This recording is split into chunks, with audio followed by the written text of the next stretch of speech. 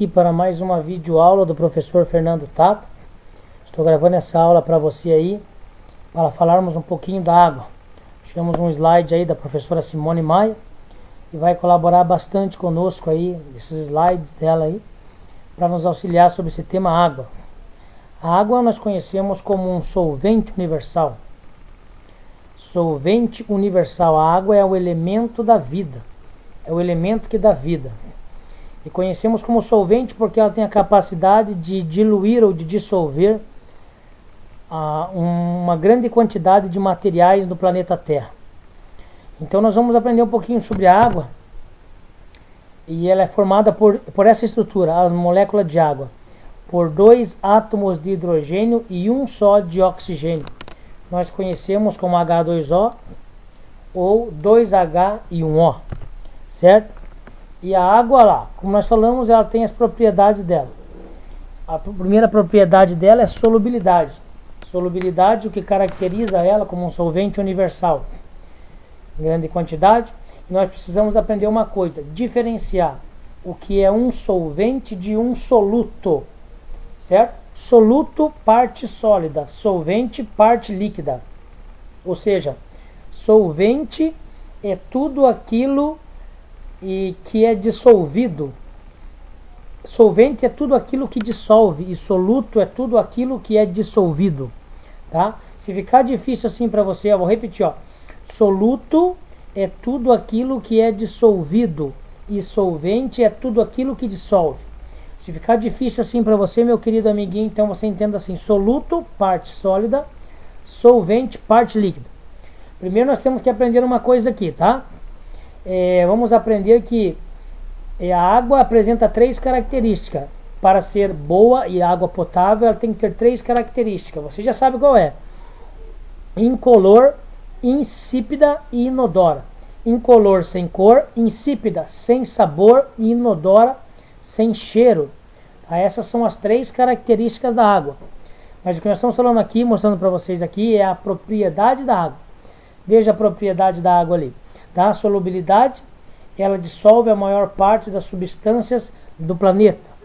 Algumas, outras não. Aí nós temos aqui mais uma propriedade da água, que é o empuxo. E empuxo é uma força assim, vamos aprender assim. É uma força que vem de baixo para cima do líquido, né? Empuxo é uma força que vem de baixo para cima. Ali temos uma pessoa segurando uma outra pessoa dentro da água. Numa piscina, quando nós estamos na piscina, ficamos levinho. Por quê? Porque tem uma força atuando, né? De baixo para cima, que é o chamado empuxo. Por isso, quando você mergulha, automaticamente você é lançado para cima. Ali tem algumas observações ali. Peso maior que empuxo, o objeto afunda. Peso menor que o empuxo, o objeto flutua. Aí peso igual ao empuxo, o objeto fica no meio, submergido, sem chegar ao fundo, tá? Empuxo é uma força que vem de baixo para cima na água, diferente da gravidade. Gravidade do ar é uma força que vem de cima para baixo, e na água o empuxo é uma força que vem de baixo para cima, ou que facilita alguns corpos ficar flutuando na água, que auxilia, né? Isso é um empuxo, tá bom? É bom você só se ater nessa observação. Uma força que vem de baixo para cima. Aí Arquimedes teve um princípio lá, quando, né, usando aquela palavra eureka, daquela historinha lá para descobrir o peso da coroa do rei. Eureka significa eu achei, eu descobri, né? Toda vez que jogamos um material dentro de um recipiente com um líquido, né? Olha, veja só, né? Esse líquido que sai para fora, se a gente pudesse fazer uma medida, e a gente pode, nós vamos perceber que o volume do líquido é o mesmo tamanho, ou espaço, ou volume do materialzinho que foi colocado dentro desse recipiente, certo? Então vamos lá. Se você entrar dentro de uma banheira, a quantidade de água que sobe ou a quantidade de água que sai é a mesma quantidade do tamanho do seu corpo. Qualquer material ou qualquer objeto que você coloque dentro de um líquido, o objeto que entrou, é o mesmo tamanho, é o mesmo volume que sai de água. Por quê? Porque dois corpos não podem ocupar o mesmo lugar no espaço. Ali está um quadradinho escrito assim, ó, se você resgatar a água que foi desprezada, que foi retirada, com uma balança, né? Você pode descobrir a mesma massa da água que transbordou. Essa massa será igual à massa da bolinha. Em outras palavras, qualquer material que você coloque em um recipiente com água, o líquido que vai subir, que vai deslocar ou que vai transbordar, é a mesma quantidade ou espaço ou volume ou tamanho do materialzinho que entrou. Bom, isso é propriedades da água, princípio de Arquimedes. Foi por isso que Arquimedes descobriu se a coroa do rei ela foi feita com todo o ouro que o rei ofereceu, ou se o ourives, né, conseguiu roubar um pouquinho do ouro para ele, pegar um pouquinho do ouro para ele e depois fazer a coroa do rei. Depois você pode acompanhar essa historinha aí no YouTube, no Google, sobre o Eureka, princípio de Arquimedes, historinha a respeito da coroa. Você vai ver. Então nós vimos a propriedade da água. A propriedade da água, a solubilidade, ela é um solvente universal. A propriedade da água é do empuxo, né? Certo? Que é facinho, fica levinho os corpos dentro da água. Aqui estamos vendo o princípio de Arquimedes. Observamos também que a água tem três características. Ela não tem cor, ela não tem cheiro, ela não tem sabor, né? Ela é incolor, insípida e inodora. A água tem algumas funções. Função da água, ela hidrata. Função da água, além dela hidratar, ela faz higiene, né? Água por dentro e água por fora. Hidratação, higiene, transporte de substâncias, né? Regula a temperatura do corpo no suor, certo? Transporta a substância através do sangue, do sistema sanguíneo, certo? E a água também ela é um tratamento, ok? E a água ela tem a função da limpeza também, certo? E isso daí. Essas são as funções da água aí. Agora olha aqui, ó. Densidade. Densidade é aquela formulazinha que o professor deu uma introdução para vocês, né? Densidade é igual a massa dividida pelo volume. Densidade é massa dividida pelo volume. É a quantidade de matéria que cabe dentro de um espaço, que é o volume. Aí, quanto mais denso afunda, quanto menos denso flutua. Mais denso afunda, menos denso flutua. Nós não sabemos o valor da densidade de algumas matérias, mas nós podemos aprender aqui o valor da densidade da água. Ela é 1. 1, tá? Entenda assim, 1. Por quê? Porque naquele copinho de água colorida ali nós temos alguns líquidos que pesam mais do que 1. E também temos líquidos que pesam menos do que 1. E com certeza os líquidos que pesam menos do que 1 é aquele que vai ficando em cima. E ali foi colocado alguns corantes só para a gente poder visualizar o aspecto do líquido, né? Senão alguns ficariam incolor e daí ficaria difícil ali visualizar. Aí ficou uma água colorida. A água é 1, certo? Eu tenho o óleo é 0,9. Se ele é 0,9, então ele é menor do que 1. Ele é a tendência de ficar em cima. Ele é menos denso. Ele é mais levinho, né? Menos denso. Aí nós temos o gelo. O gelo também é 0,9. Veja, a água é 1, mas o gelo é a água em forma sólida. Mas aí o gelo deixa de ser 1 em forma sólida e passa a ser a 0,9. É por isso que toda pedrinha de gelo, ela flutua na água, né? O álcool é 0,8. Veja, ele é menos que 0,9. Sabe o que significa isso? Significa que toda pedrinha de gelo, que é 0,9, colocada num copo de álcool, ela vai afundar. Porque o 0,9 é maior do que o 0,8. O álcool é 0,8, o gelo é 0,9. Então, toda pedrinha de gelo colocada numa substância alcoólica, ela vai afundar. Mas toda pedrinha de gelo colocada na água, ela vai flutuar. Porque a água é 1, certo? E assim, existe uma relação, uma lista do número da densidade dos materiais. o isopor é 0,2, a madeira é 0,6, e assim vai sucessivamente, mas também temos mais do que um. Temos o ferro é 7,8, o alumínio é 2,7. Veja, 2,7 já é maior do que 1. Então essas substâncias na água vão afundar. Vamos dizer que ela que tem mais densidade.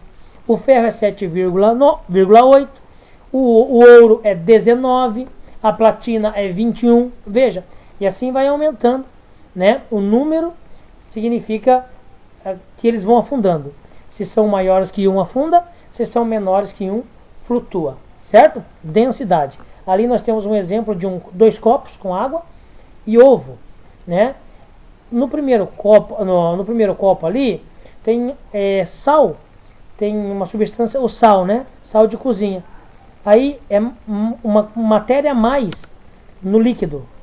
Então aumentou a massa e daí o ovo vai flutuar. Agora, quando não tem sal, o ovo ele tem a tendência de afundar. Mas você, quando vai fazer essa experiência aí, você tem que colocar algumas colheres de sal ali, né? E esperar um pouquinho até que o sal se decante. O que é isso? Partículas pesadas afundam. Deixa o sistema em repouso, deixa o copinho em repouso, e daí ele vai afundar o sal, aí você coloca o ovo ali, ele vai flutuar. Isso aí é uma comparação para mostrar que nós flutuamos melhor na água lá na praia, na água salgada, do que lá na piscina. Nós flutuamos melhor lá na piscina, que tem o cloro, né, que também é um sal, do que nas águas de um rio, tá? Então, é nesse aspecto que estamos dizendo, quanto mais substância ou quantidade de matéria tem em um volume, o material ali fica menos denso. Por isso que em todos os 5 oceanos há uma quantidade de sal de 3%. E no Mar Morto, só no Mar Morto tem 30%. Por isso que as pessoas lá no Mar Morto têm dificuldade de afundar, não conseguem afundar. Porque quanto mais matéria dentro de um volume, toda a substância que entra fica menos densa que ela. Por isso que no Mar Morto é fácil flutuar. E na água da praia é mais fácil flutuar do que na água da piscina. Ou seja, a densidade lá e o empuxo também, o empuxo é a força que atua de baixo para cima, é maior lá na água da praia, tá? Agora aqui, em outra propriedade da água, a pressão. Pressão da água, tá? O que é pressão? Pressão é uma força que a água exerce numa superfície, tá? Ali, nós temos um desenho ali, está pontuado, ó. A1, A2 e A3, área 1, área 2 e área 3, e tem um líquido ali dentro. Veja que ele vaza de forma diferente em cada ponto. Por quê? Porque no A1 eu tenho a pressão do ar, somente a pressão do ar, e ele tem o aspecto dele vazar naquele furinho lá. Agora já no A2 eu tenho o ar e tenho aquela porção de água do A1. Eu tenho duas coisas. Então o A2 ele já vai ficar um pouquinho mais espremido e ele já vai espirrar um pouquinho mais longe. Agora olha lá no A3. No A3 eu tenho o ar, eu tenho a porção de água A1 e eu tenho a porção de água A2, tudo em cima do A3, que fica mais espremido ainda. E se ele fica mais espremido ainda, ele espirra mais, vai para mais longe o jato d'água. Ali embaixo diz assim, ó, quanto maior for a altura, maior será a pressão. E isso você pode fazer sem ser na água mesmo, tá? Quanto maior a altura, maior será a pressão. Vou dar um exemplo para você aqui, quem sabe não é nem pressão.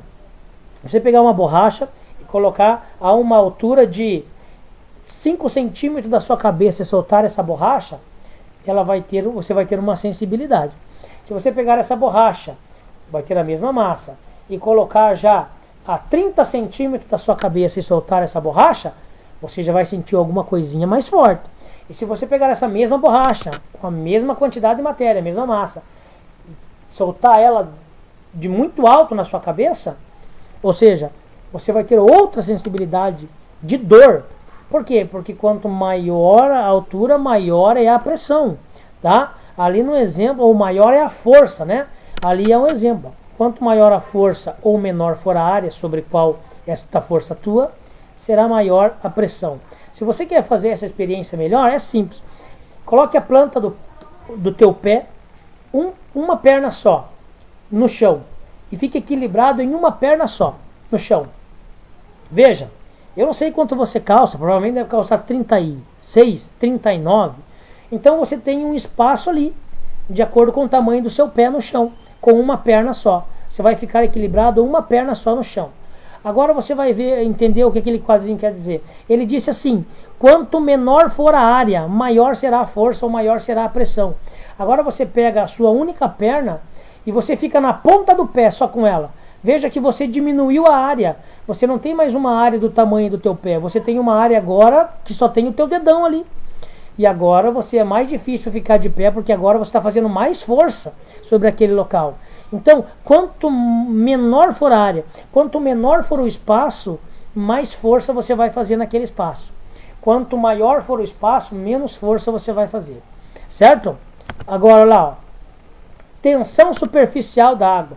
Costumamos falar que isso aí é um tapetinho. Por que tapetinho? Os insetos caminham por cima da água, certo? Então, ali diz ali no enunciado ali, ó, que é apenas como se fosse uma membrana fininha que tem por cima da água. Então, as moléculas de água ali em cima, elas ficam grudadinhas uma na outra, uma força muito forte que elas grudam ali, que dá a capacidade dos insetos caminharem por cima daquela membrana fina, daquele tapetinho. Mas se você jogar uma gotinha de detergente ali, você vai ver que o detergente tem a capacidade de separar essas moléculas, né? E daí o bichinho vai afundar. Por isso que fizeram o detergente para a mamãe lavar lá, o papai lavar o prato engordurado, né? Porque veja, o óleo não se mistura com a água. E a água ainda tem uma tensão superficial. Então veja, quando eu coloco o detergente, ela quebra essas moléculas e fica limpinho, Tá bom? Então tá aí, tensão superficial da água. E aqui eu tenho o princípio dos vasos comunicantes. Olha só o princípio dos vasos comunicantes. Significa que não interessa o formato do tubo, ou não interessa o formato do copo, ou não interessa o formato do vaso. Se a gente colocar um líquido ali, esse líquido vai fazer o quê? Ele vai fluir por um tubo, passando de um vasinho ou de um copinho para o outro ali, ó, onde tem uma comunicação. Mas olha só, até que a altura da água fique igualada. Não importa o formato. Até que a altura da água fique igualada, certo? Ela tem uma pressãozinha que leva esse mesmo princípio aí, né? Ele chama de nível da água. Pessoas que trabalham em construção civil têm um materialzinho lá, um medidor chamado de nível. Por que nível da água? Porque a água sempre vai manter o mesmo nível. Não importa o formato ou não importa a posição que se encontre o material, o recipiente que ela está. Ela vai manter o mesmo nível. Se você tiver alguma dúvida, encha uma garrafinha transparente de água, coloque pela metade só, não coloque tudo. Pela metade, uma garrafinha transparente de água e coloque essa garrafinha na posição vertical e você vai ver o nível da água. Agora pegue essa mesma garrafinha transparente e comece a inclinar ela, né? Como se fosse deitando ela, e você vai observar que a água mantém o mesmo nível, a mesma retinha lá. Por quê? Porque esse é o nível da água, princípio dos vasos comunicantes. Ali embaixo do quadradinho está escrito assim, ó, que é um sistema de encanamento, o sistema de encanamento das casas funcionam seguindo este mesmo princípio. Olha a altura daquela caixa d'água ali. Automaticamente ela está mais alta do que as outras caixas d'água, outro quadradinho ali. Então, por essa pressão ou por este nível, ela vai aí sendo distribuída por toda a rede de cidade e encanamento aí, até essa água chegar na sua casa lá e encher a sua caixa d'água. E nós também temos o sistema de tratamento de água, que é a ETA. ETA é Estação de Tratamento de Água. A água passa por alguns processos nesse sistema de tratamento de água. Eu vou mostrar um videozinho aqui para vocês, tá? Esse videozinho aqui sobre o sistema de tratamento de água, e você vai acompanhar desde o processo onde a água é captada nos rios, até ela chegar de uma maneira incolor, insípida e inodora, com as 3 características lá na sua residência, tá? Deixa eu ver aqui se eu consigo colocar o videozinho aqui. Sistema de tratamento de água, aqui ó. Acompanhe lá, amiguinho.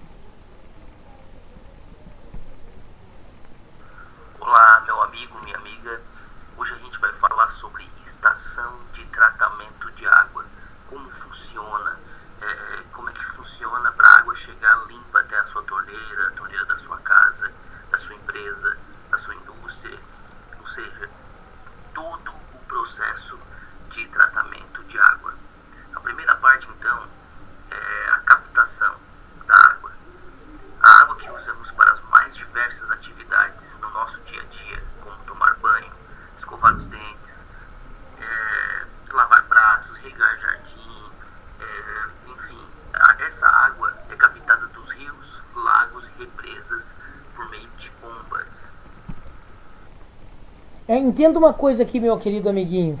É necessário, antes dessa água ser captada, que um profissional vá nesse reservatório onde ele vai captar essa água e ele entenda os bioindicadores. O que é isso, professor Fernando? É alguns animaizinhos que possam sobreviver, que estejam morando naquele rio, que mesmo ele estando contaminado, eles vão pegar, porque se tem girino, sapo, libélula, esses animaizinhos, eles são muito sensíveis a venenos.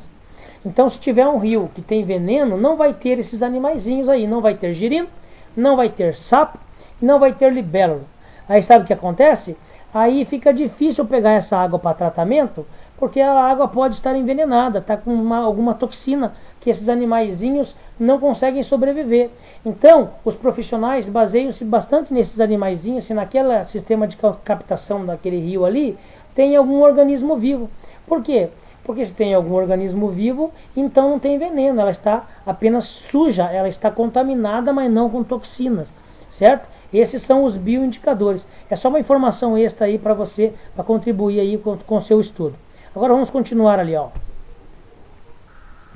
Essa água vem com folhas, galhos, lodo, bactérias, enfim, vem com muita sujeira. Para ficar pura, sem gosto, cheiro ou cor, ela passa por um processo de limpeza que dura cerca de 3 horas. Dos reservatórios onde é feita a captação, a água é levada por grossas tubulações, também chamada de adutoras, para as estações de tratamento de água, conhecidas simplesmente como ETA.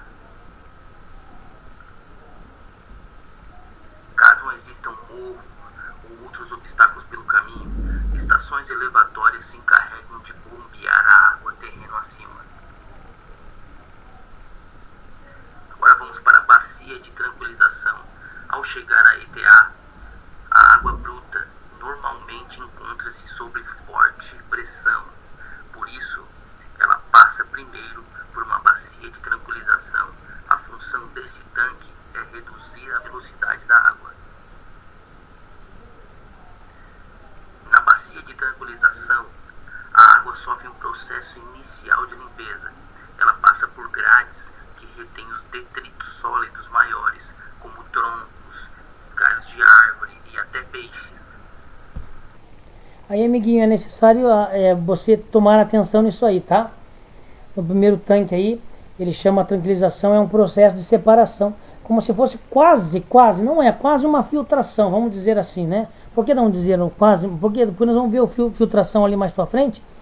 E ali, ó, ele coloca uma redícula ali, ó, uma rede, né? Para separar algumas substâncias maiores, macro-organismos dos micro-organismos, né? Olha lá, ó, né? Ele vem agora com um pedaço de madeira ou com algum animalzinho ali, né? Galhos de árvore, como está escrito ali, ó. Então aí ele fica separado por uma rede, certo? Ele ainda não é a filtração, ela vai passar por um processo de filtração. Então aí é necessário você marcar isso aí, tá? Nessa bacia de tranquilização.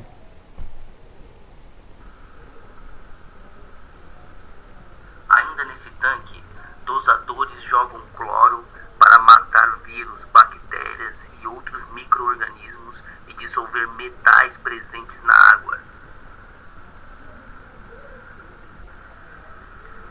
Na terceira etapa do processo, a água passa por canais de coagulação, onde recebe sulfato de alumínio líquido. Esse produto serve para desestabilizar as partículas de sujeira. Lembrando que a palavra floculação, ela é do espanhol de flotar, né? Flotação. Floculação, flotação é deixar as partículas menos densas, vamos falar assim, menos pesada, flutuar, tá? Porque nós vamos passar o próximo, que é o decantação ali, que as partículas pesadas, elas vão para o fundo, tá? Então, floculação significa flutuar. As partículas levinhas, ele joga um alumínio, um produto ali, e esse alumínio ele faz a sujeira grudar uma na outra. E como elas são levinhas, elas vão ficar grudadas na superfície da água. Elas vão ficar flutuando na superfície da água grudada, como se fosse uma espumazinha, tá? E elas estão todas agrudadinhas ali. Isso é floculação, tá? O processo de flutuação. Nos tanques floculadores, motores agitam a água em velocidade controlada e causam aglutinação das partículas sólidas em suspensão, formando flocos maiores. Daí o nome de processo de floculação. Aglutinação é grudar, tá? No tanque de floculação, a água segue para os decantadores, uma espécie de piscina a céu aberto, onde fica por cerca de 90 minutos. Este é o tempo necessário para que os flocos se depositem no fundo, livrando a água de... Aí, aquilo que nós falamos agora, tá? Na decantação, é como você fazer na tua casa. Você vai na sua casa, você vai fazer o tangue, tá? Você coloca o tangue. O tangue, lembra lá, vamos recapitular. O tangue é soluto ou o tangue é solvente? E se você lembra da aulinha lá, o tangue é soluto. Sólido, solvente é a água que vai dissolver, diluir esse tangue. Mas quando você coloca o tangue lá, você vai observar que você vai deixar a jarra quietinha por um tempo e vai ver que o tangue vai tudo lá no fundo da jarra, né? Por quê? Porque a partícula pesada afunda. Isso é decantar.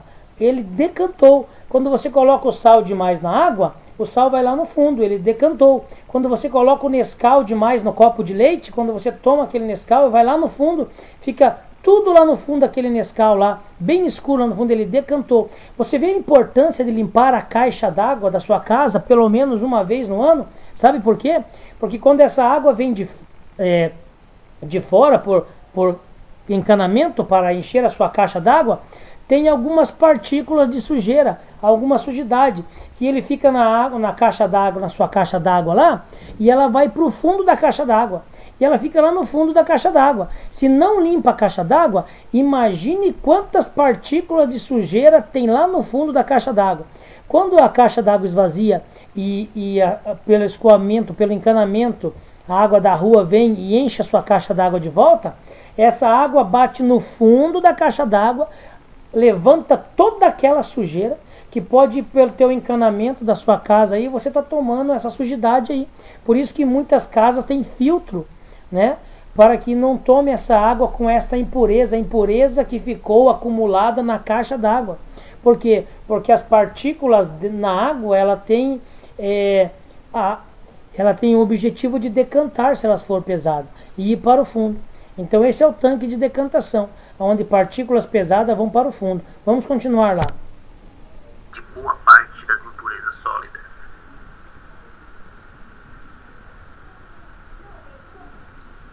Os decantadores possuem pás que arrastam lodo formado no fundo para o centro do tanque. A cada 2 horas em média, essa sujeira é bombeada para um canal de esgoto. Agora, a parte de filtragem. Canaletas localizadas na parte superior dos decantadores captam a água da superfície, que segue para filtros verticais.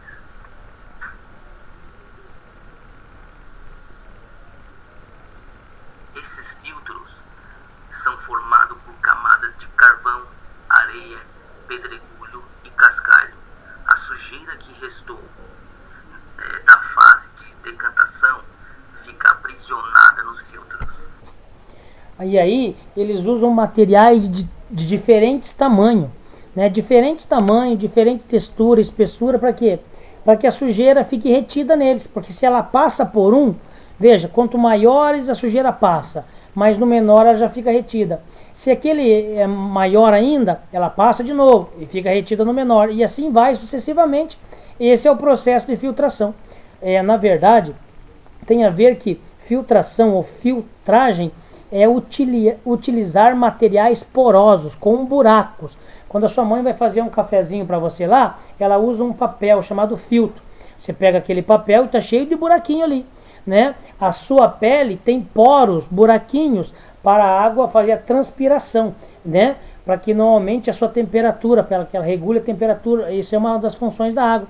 Ali, eles estão usando aqueles materiais porque os buraquinhos são diferentes tamanhos e diâmetros, aonde a sujeira pode passar e as maiores ficam retidas. Esse é o processo de filtração.